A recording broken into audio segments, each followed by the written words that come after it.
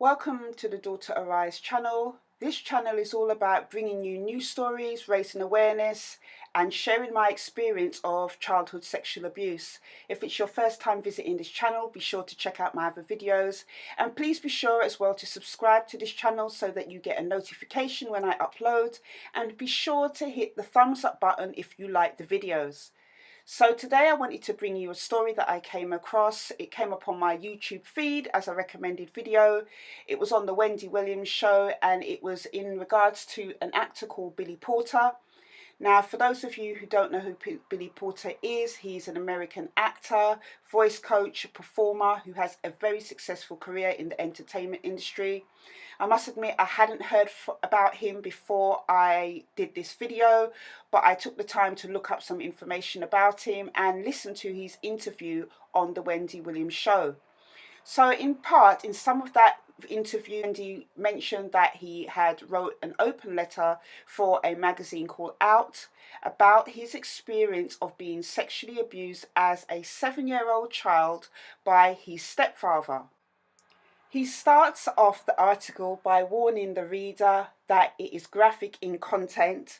And I really think that was really considerate of him, considering that he was talking about his experience. He understands what it means to be triggered by information to do with sexual abuse.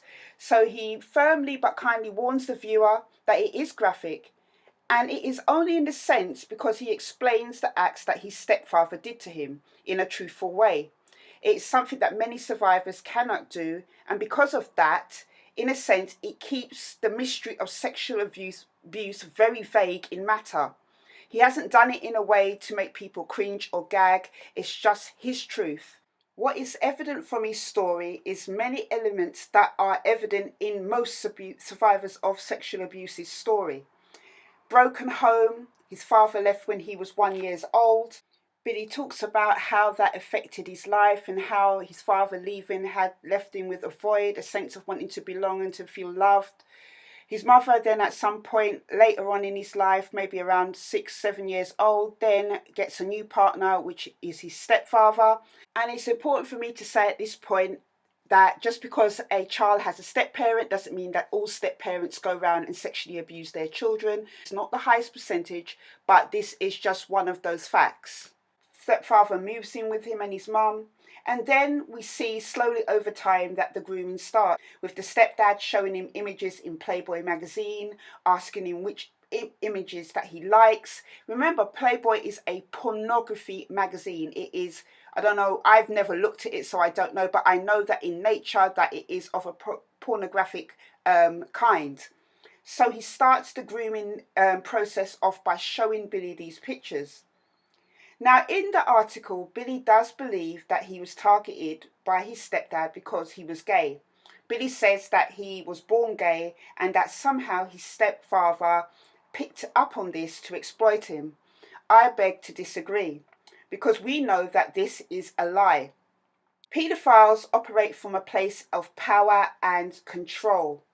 And this has been researched many times over many years, and David Finkelhor, one of the world's top experts on childhood sexual abuse, describes the process as a preconditioned process, and that in order for a paedophile to go on to commit the act of sexually abusing a child, there has to be 4 elements that are actually present. These include motivation to abuse. The person who wants to abuse a child has to be motivated to want to carry out the act. Overcoming internal inhibitions. Somebody who wants to sexually abuse a child or finds sexual encounters with children arousing have to overcome inner inhibitions to be able to do so. Some people who have this kind of inclination do not do it because they can't override their inner inhibition. Overcoming external inhibitions. Once they've overcome internal inhibitions, they have to establish a situation for the abuse to occur. And lastly, overcoming the resistance of the child, which we saw in Billy Porter's case when he was showing him the pornography to groom him ready to be sexually abused. Billy, in his mind for many years, viewed his experience of childhood sexual abuse as an affair. That was until in his late teens, when he was in therapy, his therapist told him that 7-year-old boys do not have affairs with 50-year-old men. It is called sexual abuse. This is why education and awareness of sexual abuse, what it entails, how it affects lives, is important.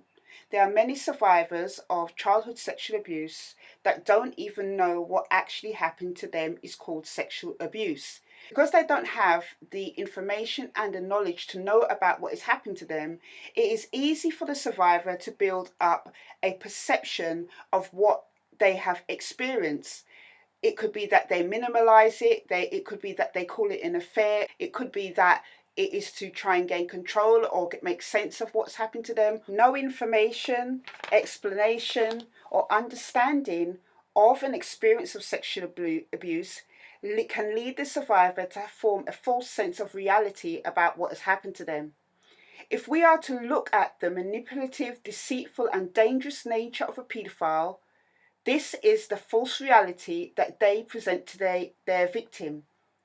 They try and convince them that they had a part in this devastating choice together, that they were complicit in their own abuse and gave consent to it. This is a lie. A child can never be responsible for the behavior of an adult because of the imbalance of power. The paedophile uses control and power to get what they want. It's not clear how long after the therapy revelation, where Billy actually finds out from the information that his therapist has given him that what he indeed experienced as a child was sexual abuse and not the affair that he had in his head for many years. How long after that, when he disclosed it to his mum. But on doing that anyway, his mum decides to stay with the stepfather. This is a situation that many survivors all over the world find themselves in. On disclosing that they have been sexually abused, they often find that family will stick together, that they will not be believed, and it is really a sad situation. It is very rare in the first instance that a survivor would disclose to family members and friends and different people, but the ones that are courageous enough to be able to do so often find the result that they want from it, and being believed and supported, don't actually get that. And I don't know if that is because of fear. Sometimes it depends on the generation. Sometimes it is because of fear, denial. On the other hand, you have family members who know what's going on, have seen sexual abuse going on, who are enablers, who are complicit co-conspirators in abuse. But I think in the case of Billy's mum, considering that the abuse was in 1977 up until the early 80s, in that type of era anyway, lots of things to do with sexual abuse was under the carpet, even though it went on and it was rampant. I mean, we saw in the 80s about, stories from Corey Hay and Corey Fieldman about what was going on in the music industry, the film industry. Other people are only just coming forward now in the last decade to talk about sexual abuse in the 80s. It wasn't openly discussed. There wasn't information out there, websites or information, adverts, or media campaigns that highlighted awareness of what childhood sexual abuse actually was. This was a completely different time to what we are in now. As we can see, it's more highlighted, even though it's still from the 80s doesn't seem like we've made a lot of progress in raising awareness about childhood sexual abuse. There is still more that could be done. So coupled together with that fact and the generation that Billy's mum grew up in, it is not a surprise that she did not leave the stepdad. Sometimes fear of the unknown is greater than the fear of what you know. And that is sometimes the mindset and the cultural mindset of certain families and generations that have grown up.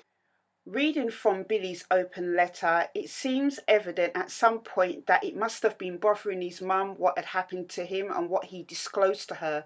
But what was not helpful at the time when she decided to confront the situation was to wake up Billy 2 a.m. in the morning and have the stepdad there to openly talk about what Billy had said. In this type of circumstance, it doesn't help the survivor, the victim, to do this. It adds to the sense of shame, the awkwardness. In many cases, the survivor, the victim, is still very scared of the perpetrator of their abuse. Anyway, the stepfather, on being confronted like this, as with many paedophiles, denied it, blamed Billy, saying he is a liar, went to take off his belt to beat him, saying he was making things up and that he was a liar. And it's just really, really sad how this situation ended up. And it could have ended in disaster for Billy, or somebody could have ended up getting hurt. Many years later, after everything that had happened, Billy's stepfather got sick. He had a mild heart attack, which resulted in him being admitted to hospital. During this time, his mother approached him and begged him to kind of reconcile with his stepfather.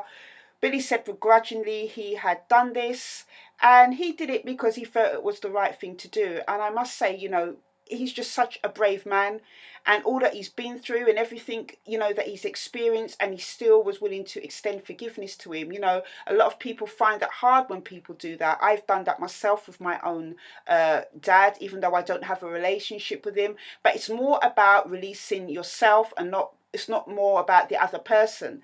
And Billy did this. He decided that he was going to begrudgingly try and forgive his stepfather. He said upon visiting him, he seemed almost remorseful. But there was no closure. Sometime shortly after, the stepfather actually died. Billy has been so honest in his story, and when I read his open letter, it really did hit home for me with a lot of things.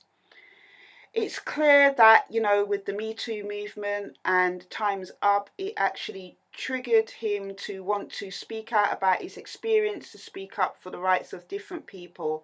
But what is also clear is that Billy is still haunted by his experience. He's had no closure, and he's had no kind of answers about what had happened to him, and everything else. And it still really affects his life. I can understand how that feels. I myself was at that place. And if you read what he writes at the end of the article, which is like a poem about, his thoughts and feelings about his experience, and, his kind of reflection on it, it is very clear it still does affect him. I really pray and hope that, Billy gets the healing that he so deserves. I pray for him, that, God will give him healing and he'll be able to have closure from it. It is really hard because as a survivor, I'm not the only one, many others as well, never get answers to the answers that they really want, like why, I had to go through abuse. Why did they pick me? There's never answers. With people who are paedophiles, who do this type of thing, they're never going to give answers to what they do. They've just done it. It's got nothing to do with you as a child, your personality, whether you were jokey, whether you're quiet. As I mentioned about David Finkelhor's 4 preconditions to be able to go ahead and abuse a child, there are certain steps that paedophile, that person has had to override to get to that stage. It is not about personal blame. As children, we were not to blame for the things that happened to us. Same way, Billy's bodily responses, as with many of ours who had our bodies reacted to stimulus in a certain way, doesn't make us accountable for our abuse. We were children. Billy was a child. In no shape, way or form was he to blame. And I hope that he gets the help, the love and support that he really needs, and that one day, he can be healed and not feel haunted still by what has happened to him. Even though I've been able to overcome many challenges and I've gone through many things in the 33-year journey I've had since being sexually abused, it is still a scar. It is still a scar. It's something that never leaves you. But one thing that I haven't allowed it to do, and it is evident from Billy Porter's life hasn't allowed it to do, is to define your future life, your goals, your dreams, your hopes. Billy is a really successful entertainer in spite of all his issues, in spite of everything that he's gone through. And I just really am really touched and encouraged by Billy's story, not just as a survivor of abuse, but also because he's a man. And for male survivors of sexual abuse, seems like it's really doubly hard for them to come forward. Education and awareness is really important. My book, Choose Life is going to be released in January, because it is for people who don't even know what they've been through with sexual abuse. It is about people getting the information they need to understand that, you know, the scope and the context of how sexual abuse affects lives. And it also has in there exercises that the survivor can engage in if they haven't spoken to anybody, because for many people they can't ever tell anybody. They don't feel they can ever disclose to anybody what's happened to them. It is something for them to help them start to find their voice in the comfort of their own home. If you would like to email me at Daughter Arise, it's info@daughterarise.org.uk.